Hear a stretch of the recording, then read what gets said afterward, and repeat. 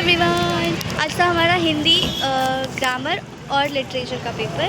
और कैसा गया आज का एग्जाम? बहुत ही अच्छा गया। All the best. पहले मुझे लगा था कि मैं 2 मार्क्स का गलत करके आ गई, पर हाँ, पहले तो मुझे लगा कि मैं 2 मार्क्स का गलत करके आ गई, पर फिर मैंने देखा, चेक किया तो 1 ही मार्क्स का गलत था। अभी तो मम्मी मैथ्स का पेपर है नेक्स्ट, मैथ का भी अच्छा देखते हैं क्या होता है। ये तो भी बहुत इजी था।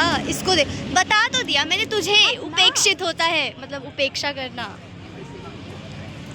इसको देख के मुझे लग रहा था कि ये क्या लिख रही है। इसको देख के मुझे इनसिक्योरिटी हो रही थी। आज हमारा 3 घंटे का पेपर था और पता नहीं ये महारानी क्या ही लिख रही थी।